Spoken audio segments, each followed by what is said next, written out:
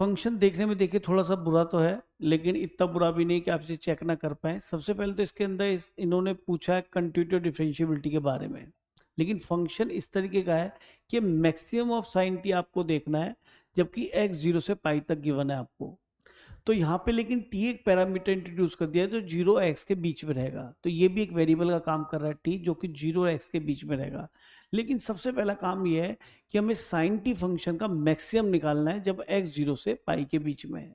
तो सबसे पहला काम हमें करना है कि साइन t फंक्शन ग्राफ बनाना है, उससे उसका मैक्सिमम चेक करके फंक्शन इसका मैक्सिमम तैयार करना है। उसके बाद डिफरेंशिएबिलिटी और कंटीन्यूटी की बात करेंगे।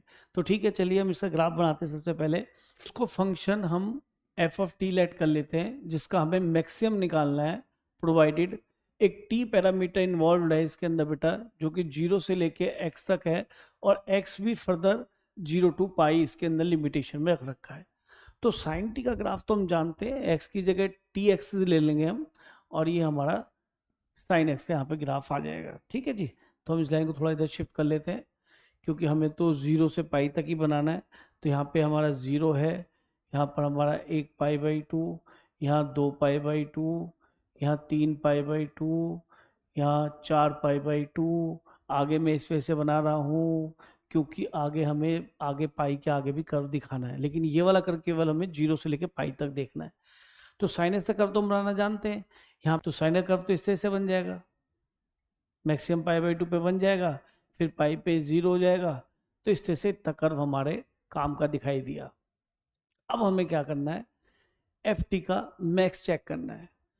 तो मैक्स चेक करने के लिए आपको देखो कर्व में ज़्यादा मेहनत तो करनी नहीं पड़ी, हमें पता पड़ गया है 0 से लेकर पाई बाई 2 तो फंक्शन इंक्रीजिंग है, उसके बाद डिक्रीजिंग है।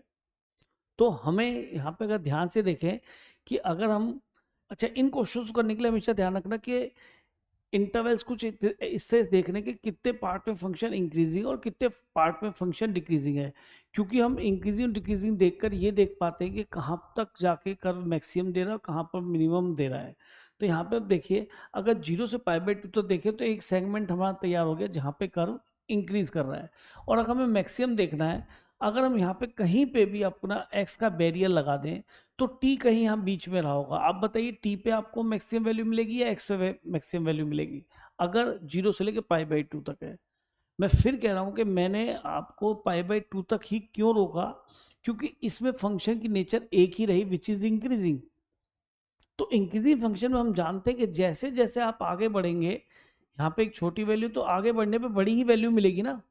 तो इसका मीनिंग मैंने जब भी 0 से लेके पाई बाई 2 के बीच में कोई भी एक्स का बैरियर लगाऊंगा और टी उससे पहले रहा होगा, तो ओबियस है कि मुझे टी पे वैल्यू नहीं मिलेगी, एक्स पे बड़ी वैल्यू मिलेगी। और ये एक्स में केवल कहाँ तक ले आ सकता हूँ, पाई बाई 2 तक, क्योंकि पाई बाई 2 तक ही हमें मैक्सिमम वैल्यू इसकी क्या मिल जाएगी, 1 मिल जाएगी।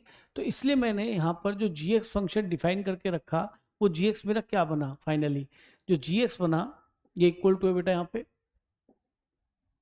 ये फंक्शन जब मैं 0 से लेके यहाँ पे पाई बाई 2 तक लूंगा, 0 इंक्लूड है, यस इंक्लूड है, पाई बाई 2 इंक्लूड नहीं करा, तो आपको हमेशा एक्स पे ही बड़ी वैल्यू देगा, तो ये आपको साइन एक्स ही मिलेगा। ठीक है, टी की जगह मैंने एक्स रख दिया, क्योंकि एक्स पे बड़ी वैल्यू आएगी, इस पे कम आएगी, इस पे ज़्यादा आएगी। और फंक्शन का नेचर एक ही रहा, इंक्रीजिंग। लेकिन जैसे ही मैं पाई बाई 2 पे पहुंचा तो मुझे यहाँ पे देखा, मैंने यहाँ पे देखा कि पाई बाई 2 पे इसका मुझे मैक्सिमम अचीव हो गया, विच इज़ 1। इसके बाद ये फंक्शन डिक्रीजिंग है, तो ओबियस है कि अगर मैं यहाँ पे कहीं पे भी एक्स लेता हूँ और यहाँ पे कहीं पे भी टी लेता हूँ, जो कि पाई बाई 2 से आगे टी है और यहाँ पे एक्स है, तो टी पे मुझे पाई बाई टी पे वैल्यू छोटी ही मिलेगी, मैक्सिमम वैल्यू तो पाई बाई 2 पे मिल चुकी, एक्स पे और छोटी मिलेगी। इसका मतलब जो मुझे पाई बाई 2 पे मैक्सिमम इसका अटेन हो गया है, वही मुझे मैक्सिमम वैल्यू मिलता रहेगा आगे भी। फंक्शन की नेचर कुछ ऐसा कह रही है। तो इसका मतलब मुझे पाई बाई 2 पे जो वैल्यू 1 मिल गई, वही वैल्यू मुझे आगे तक मिलती रही, क्योंकि मुझे इसका मैक्सिमम निकालना था और पाई बाई 2 से पाई के बीच में सबसे बड़ी वैल्यू पाई बाई 2 पे 1 है। अच्छा पाई देखो, पाई भी इंक्लूड कर रखा है, तो पाई पे भी आपको यहाँ पे इसने 1 ही देना है, क्योंकि 1 मैक्सिमम वैल्यू हमें पाई बाई 2 पे अचीव हो चुकी थी। ये फंक्शन हमारे यहाँ तक बन गया। अब हम बात करते हैं 2 प्लस कॉस एक्स। वैसे तो फंक्शन भी तैयार होता जा रहा है आपका, अगर यहाँ तक मैं पाई तक भी लेता हूँ तो ये हमारी वैल्यू 1 मिल गई। और आगे चलें तो पाई से लेकर आगे तक कहाँ तक जाना है आपको, इन्फिनिटी तक जाना है, चलने तो कॉस एक्स का कर्व है, 2 प्लस कॉस एक्स तो कंटिन्यूस भी है, डिफरेंशिएबल भी है, क्योंकि कांस्टेंट फंक्शन और कॉस एक्स ट्रिग्नोमेट्रिक फंक्शन है, कंटिन्यूस डिफरेंशिएबल होता ही है। इसके बाद जब ये इसके साथ ऐड होगा तो केवल हमें ये देख लेना चाहिए कि कंटिन्यूस है या नहीं। ठीक है, तो मैं इसको यहाँ से हटा देता हूँ।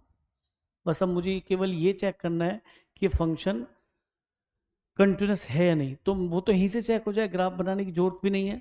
आप पाई बाई 2 पे देखिए, पाई बाई 2 माइनस एच रखें तो पाई बाई 2 जाएगा, तो 1 की तरफ जाएगा, और यहाँ पाई बाई 2 रखें तो 1, तो ये यहाँ पे कंटिन्यूस ही आएगा और कंटिन्यूस बन भी रहा है। अगर पाई पे देखें तो पाई पे 1 दे रहा है, और ये पाई प्लस एच पे पाई रखेंगे तो कॉस पाई क्या देगा, -1, तो ये भी 1 दे रहा है। यानी जब इससे ये कर्व ऐड होगा तो इसको ज्वाइन करके चलेगा, ऊपर या नीचे नहीं होगा, क्योंकि यहाँ पे वैल्यू आपको पाई माइनस पे 1 यही मिल रही है। अच्छा एक काम करते हैं, इसका थोड़ा कलर चेंज कर देते हैं ताकि हमें ध्यान रहे कि हमारा कर्व जो है ये वाला है।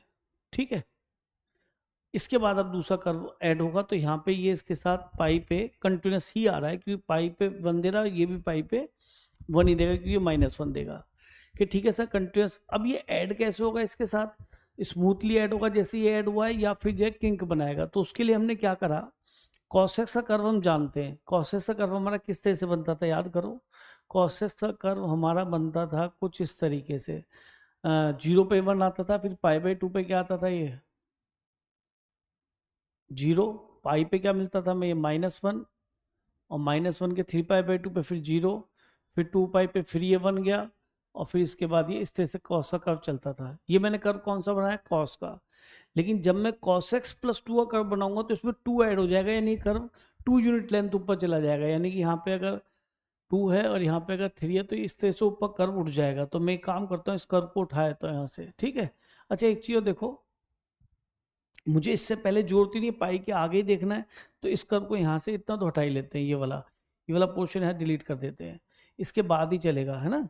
तो इसको थोड़ा सा यहाँ से इरेज कर देते हैं, पाई पे -1 देगा और यहाँ से आगे चलेगा। अब हमने इस कर्व को उठाना है 2 यूनिट, 2 यूनिट यहाँ पहुँचा, ये 2 यूनिट यहाँ पहुँचेगा, तो यहाँ पे कहीं आपको ये 3 दे देगा। हम इस हाइट को 3 बोल देते हैं एक मिनट के लिए। ठीक है, इसको हमने क्या बोल दिया यहाँ पे, 3 हाइट, ये 3 है आपका यूनिट। क्योंकि हमारा भाई स्केल की बात है, इसके ऊपर इतना मत जाना, समझने की बात देखो। ये हमारा कॉस कर्व इस तरह चलेगा, और आगे तो आप जानते हैं कॉस कर्व स्मूथ बनता है तो आगे बनते रहेगा इन्फिनिटी तक। +2 करा तो ऊपर आगे चला गया बस। अब ये स्मूथली ज्वाइन करा है या नहीं करा, ये तो साफ ही दिख रहा है कि स्मूथली ज्वाइन नहीं करेगा, यहाँ पे शार्प टर्न आना ही आना है। पर फिर भी अगर आपको ग्राफ से नहीं क्लियर हो रहा तो मैं इसका डिफरेंशिएशन के मेथड से चेक कर देता हूँ। मैंने g-x निकाला और पाई बाई 2 पे भी चेक हो जाएगा कि ये इसके साथ स्मूथली ऐड हुआ है नहीं हुआ। कंटिन्यूस तो हमने चेक कर लिया था, कंटिन्यूस ये एवरीवेयर है, क्योंकि डेफिनेशन पाई बाई 2 पे चेंज थी, पाई पे वहाँ हमने चेक कर चुके। तो यहाँ तक डेरिवेटिव हो गया cos x, तो ये हो गया 0 से पाई बाई 2, आगे चले इसका डेरिवेटिव 0 हो गया, तो ये हो गया पाई बाई 2 से पाई, आगे डिफ्रेंशिएट किया तो इसका 0, इसका माइनस साइन एक्स, जब आए हम पाई से लेके इन्फिनिटी तक। तो ठीक है, फिर से पाई बाई 2 पे बात करते हैं। पाई बाई 2 पे 0, ये भी पाई बाई 2 पे 0, तो डिफरेंशिएबल हो गया, दोनों स्लोप 0 है, यहाँ से भी 0, यहाँ से भी 0, तो स्मूथली इसके साथ ऐड हो गया। स्लोप 0 ही होता है हॉरिजॉन्टल लाइन का, और यहाँ पे dy बाई dx 0 था, आपको पता है। इसके बाद पाई पे 0, ये भी पाई पे 0, तो यहाँ से ये भी स्मूथली ऐड होगा। मजे की बात है, यहाँ फील तो ऐसे ही आ रहा था कि इसके साथ शायद ये स्मूथली टर्न ऐड ना हो, लेकिन देखो इससे कर्व जब बने तो हमें इतना आइडिया होता है कर्व कैसे बनेगा, वो स्मूथली ऐड हुआ या नहीं हुआ। इसलिए जो है न्यूमेरिकल इसको चेक करना बहुत ज़रूरी है। तो हमने जब देखा यहाँ डेरिवेटिव, तो पाई पे 0 है, यानी कि लेफ्ट हैंड डेरिवेटिव 0 है, और पाई प्लस एच पे जब पाई डालेंगे और एच को 0 रखेंगे तो साइन पाई मिलेगा, साइन पाई भी 0 होता है, माइनस से मल्टीप्लाई करेंगे 0 ही आएगा, तो ये तो डिफरेंशिएबल भी आ गया। तो इसका मीनिंग आगे कर्व तो 2 प्लस कॉसेस का बनेगा, वो तो इसी तरह से बनता चला जाएगा, उसमें तो कोई प्रॉब्लम है ही नहीं। तो हम ये देख लेते हैं कि आंसर किस तरह दे रखा है, F is continuous everywhere but not differentiable, और यहाँ पे लिखा है एफ इज डिफरेंशिएबल एवरीवेयर। तो इसका ऑप्शन मेरे हिसाब से बी जाना चाहिए, क्योंकि जब डिफरेंशिएबल है तो कंटिन्यूस तो रहा ही होगा। तो बहुत ही बढ़िया क्वेश्चन है, क्योंकि यहाँ पे आके ऐसा भी लगता है किंक बनेगा, जबकि किंक नहीं बन रहा, तो हमें इसको डिफरेंशिएशन वाले मेथड से चेक करना पड़ा, तो हमने देखा कि स्मूथली ऐड भी हो रहा है। तो फंक्शन डिफरेंशिएबल है एवरीवेयर फ्रॉम 0 to इन्फिनिटी।